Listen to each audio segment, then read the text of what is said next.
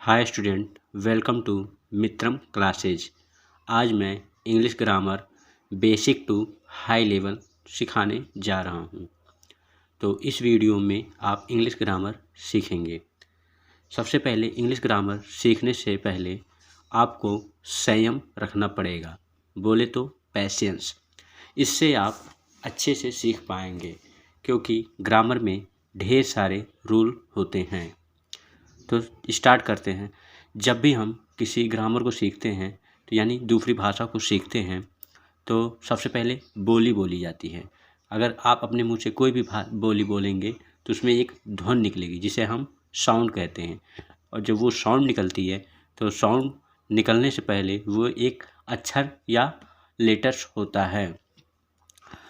स्वर और कॉम्पोनेंट पाए जाते हैं, यानी कि अक्षरों में जो पाया जाता है स्वर और व्यंजन पाए जाते हैं।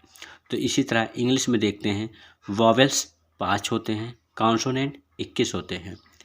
ठीक, इसके बाद जो ये 26 लेटर्स होते हैं, इन्हें हम अल्फ़ाबेट कहते हैं, जिसे हिंदी में वर्णमाला। फिर आते हैं शब्द। शब्द क्या होता है? शब्द वे होते हैं जो अक्षरों के समूहों को और एक जो मतलब निकाले, एक मीनिंग दे, उसे को हम शब्द बोलते हैं। जैसे यहाँ पर मैंने लिखा आंट। आंट एक मीनिंग दे रहा है, ठीक। आंट माने चींटी।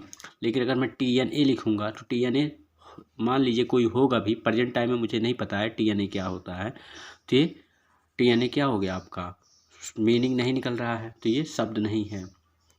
फिर इसी तरह देखते हैं, शब्दों को समझने के लिए आपको शब्द भेद की जानकारी होनी चाहिए। शब्द भेद आपको देखते हैं 8 प्रकार के होते हैं। सबसे पहले नाउन होता है, फिर pronoun, verb, adjective, adverb, conjunction, preposition, interjection. तो इस टाइप के पाए जाते हैं। तो अगर वर्ड हो गया, फिर इसके बाद देखते हैं सेंटेंस। सेंटेंस क्या होता है? मीनिंगफुल अरेंजमेंट ऑफ वर्ड्स, यानी कि ऐसा शब्दों का समूह जिसमें एक मीनिंग निकलता हो, उसी को हम वाक्य कहते हैं। फॉर एग्जांपल यहाँ पे दिया है, वह जाता है। वह जाता है, ये समझ में आ रहा है कि कोई वाक्य है।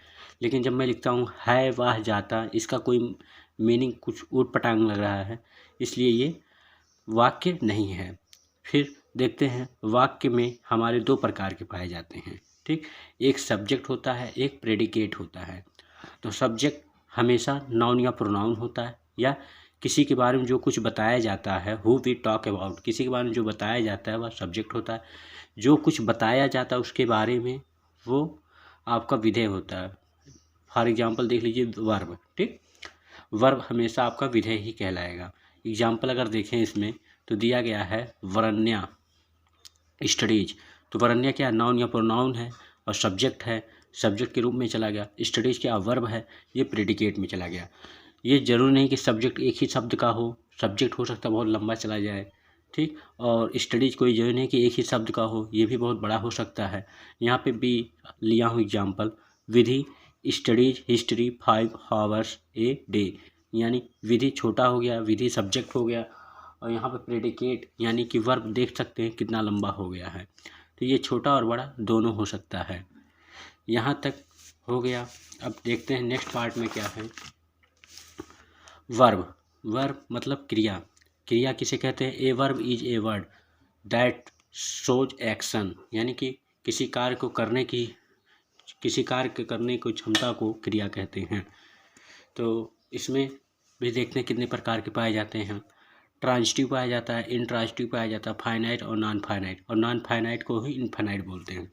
ट्रांजिटिव बोले अकर्मक क्रिया होती, सकर्मक क्रिया होती, इंट्रांजिटिव सकर्मक क्रिया होती, फाइनाइट निश्चित क्रिया होती, नॉन फाइनाइट या इनफाइनाइट अनिश्चित क्रिया होती है। ट्रांजिटिव वर्ब में क्या होता है? ऐसे वर्ब जिनके साथ ऑब्जेक्ट का कर्म हो। सकारात्मक क्रिया में वर्ब सब्जेक्ट तक सीमित ना रहकर ऑब्जेक्ट पर निर्भर कर, इसका मतलब सीधा सीधा यही है कि इसमें सब्जेक्ट पाया जाता है, वर्ब पाया जाता है और ऑब्जेक्ट भी पाया जाता है। एग्जाम्पल अगर देखें तो यहाँ लिखा है रमेश हिट्स ए बॉल, यानी रमेश मारता है, इस पे मारता है, ए बॉल पे, यानी कि एक गेंदा पे मारता है। तो हिट्स क्या हो गया? ट्रांजिटिव हो गया। ऑब्जेक्ट क्या हो गया? ए बॉल हो गया।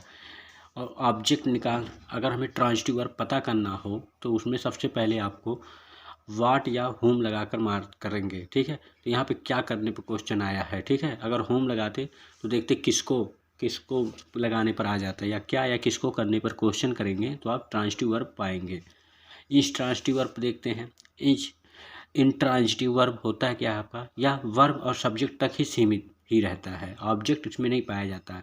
एग्जाम्पल दिया हूँ, सचिन हिट्स हार्ड। तो यहाँ पे जो सचिन हिट्स हार्ड लिखा गया है, ये हिट्स हार्ड ये किसको मार रहा नहीं बता रहा है। सचिन हिट्स हार्ड मतलब सचिन जोर से मारता है, बस हो गया।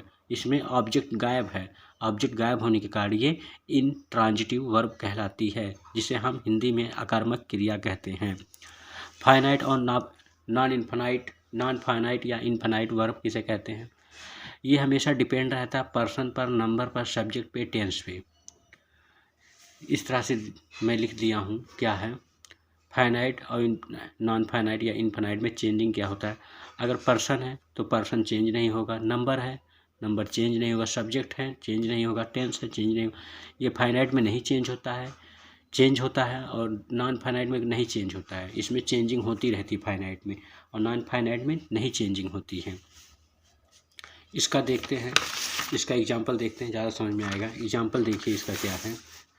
Example of non finite verb के लिए, जैसे यहाँ पे दिया है he plays football. He plays football, he आपका सिंगुलर है, ठीक, और सिंगुलर के हिसाब से यहाँ पे प्लेज में यस लगा दिया गया है, ठीक। इसी तरह से आ जाते प्लूरल दिया है, और प्लूरल के हिसाब से यहाँ यस गायब कर दिया है। इसमें प्लूरल के हिसाब से प्ले लिखा गया और यस गायब हो गया है। फिर देखते हैं यू आर प्लेइंग क्रिकेट, ठीक। यहाँ पे देख रहे हैं प्लेइंग जो क्रिकेट लिखा गया है, प्लेइंग जो है आपका टेंस में आ गया है, प्रेजेंट कंटिन्यूअस टेंस है, इसलिए यहाँ पे आर प्लेइंग हो गया है। इसी तरह से देखते हैं she was playing cricket, tense के हिसाब से यहाँ पे ये पास्ट कंटिन्यूअस का टेंस है, टेंस के हिसाब से ये चेंज हो रहा है क्रिया, आईएनजी फॉर्म चला गया कंटिन्यूअस होने के कारण। और आर वाज, आर इसलिए लग रहा है क्योंकि ये प्रेजेंट है, वाज इसलिए लग रहा है क्योंकि ये पास्ट है। फिर नॉन फाइनाइट वर्ब क्या होता है, एग्जाम्पल देखते हैं। इसमें क्या होता है कि नॉन फाइनाइट या इनफाइनाइट में, इसमें वर्ब के साथ तो ये पहला वाला सही रहता है, ये वर्ब के साथ चलता रहता है, सब्जेक्ट के हिसाब से ये चलता रहता है। लेकिन इसके बाद एक और वर्ब आता है तो उसमें आपका कोई चेंजिंग नहीं रहता, वैसे के वैसे रहता है, यस नहीं लगता है। जैसे यहाँ पे शॉर्टकट में अगर आप समझना चाहें तो यहाँ पे दिखा फाइनाइट, फाइनाइट में यस या ईएस बदलते रहते हैं, यस या यस हटते रहते हैं, ठीक। लेकिन इसमें टू प्लस वर्ब लगा देंगे हो जाता है। यानी कि इसमें हम ऐसे कह सकते हैं, मान लो वांट लिखा है, टू लिखा, फिर मान लो ड्रिंक लिख दिया, ड्रिंक लिख दिया मैं, तो ड्रिंक में एस नहीं लगाएंगे, ठीक। ये होता है नॉन इनफाइनाइट या इनफाइनाइट। आज की क्लास के लिए इतना ही। अगर आपको क्लास अच्छा लगा है तो लाइक, सब्सक्राइब और कमेंट ज़रूर मत करिए। अगर इसी तरह से आगे वीडियो चाहिए तो आप कमेंट करके मुझे बताइए कि आगे वीडियो भी दीजिए सर। Thank you.